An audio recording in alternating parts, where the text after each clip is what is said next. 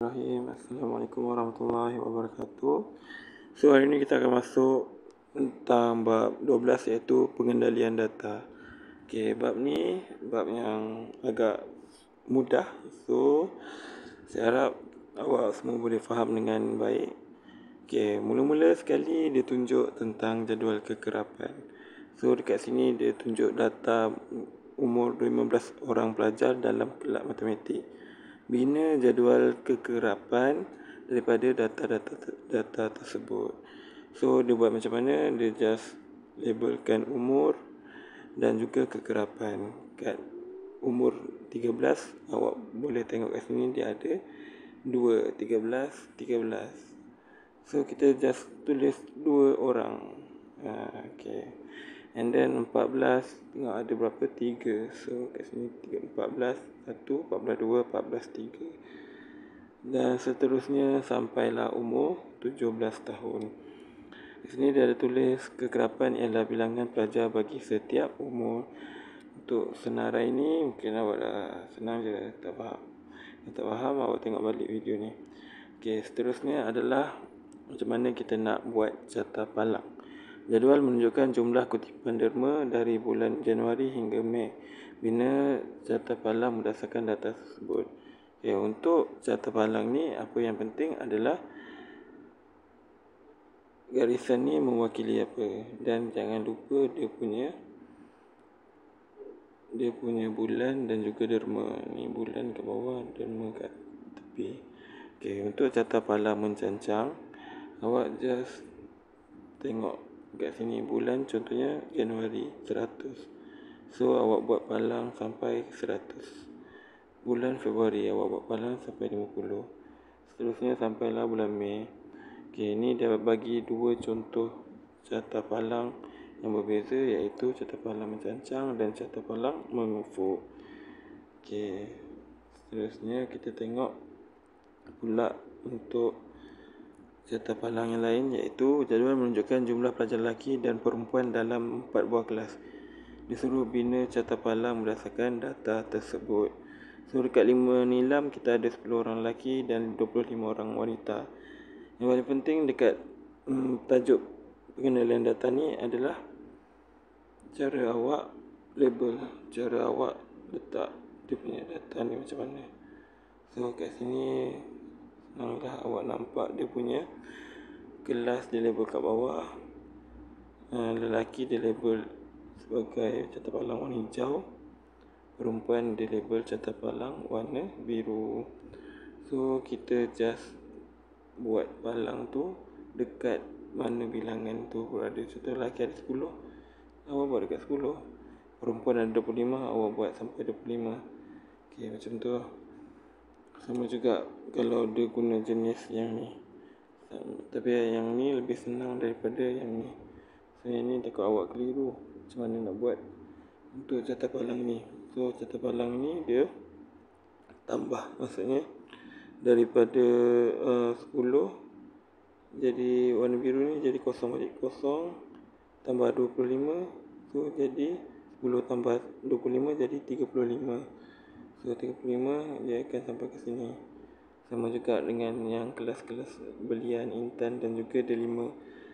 Awak buat contohnya pelajar lelaki 20 sampai 20, pelajar perempuan 10. Awak tambah 10 tambah 20 jadilah 30 kat sini. Okey. Seterusnya kita tengok untuk carta pai.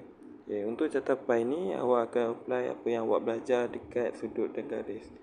Kalau awak tengok kat sini dia tulis sudut bagi satu bulatan ialah 360. So awak nak tahu berapa peratusan untuk setiap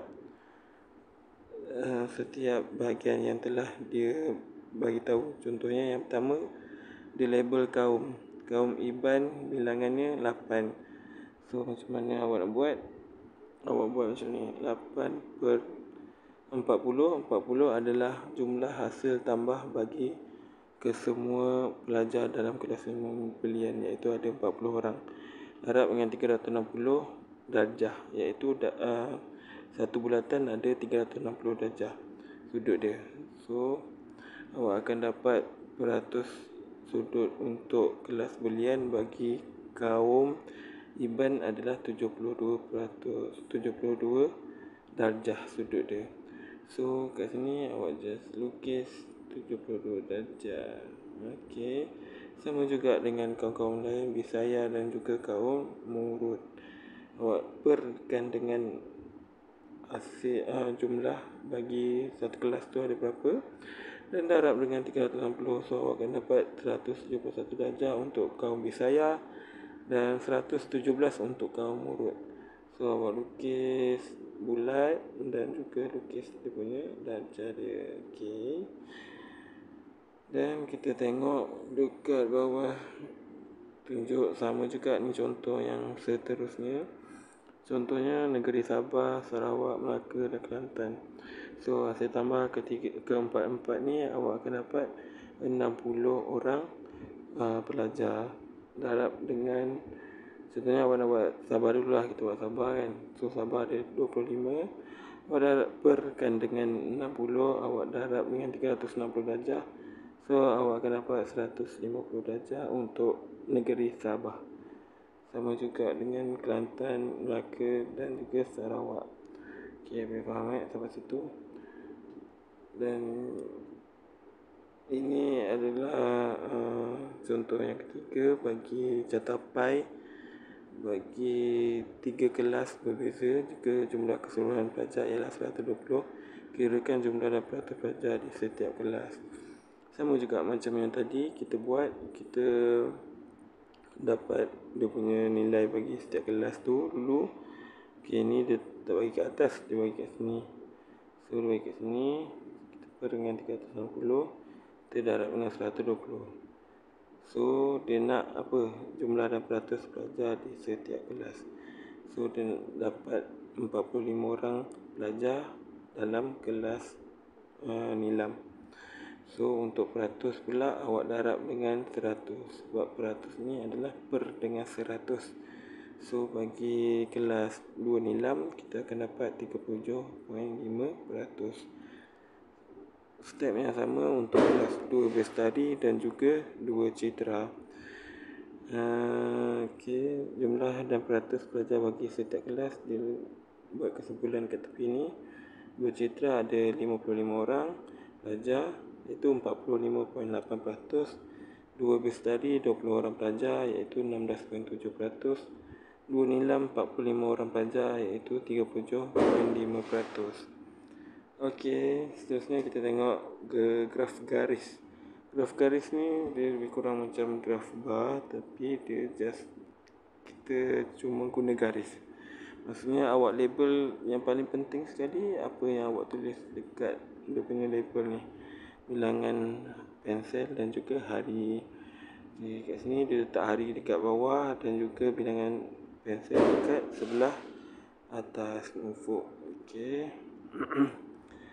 So awak dot je, contohnya kat Isnin 40, awak dot je kat 40, dan Isnin sini 40, Isnin kat sini dot. Selasa 30 dan juga Selasa. Rabu kat sini 50 dan juga Rabu. Khamis kat sini, dan Jumaat adalah Khamis dekat 10, Jumaat adalah 20. Okey, macam tu je. Dot. Bila awak dah dot, lepas tu awak garis kat sini, sambungkan titik dia.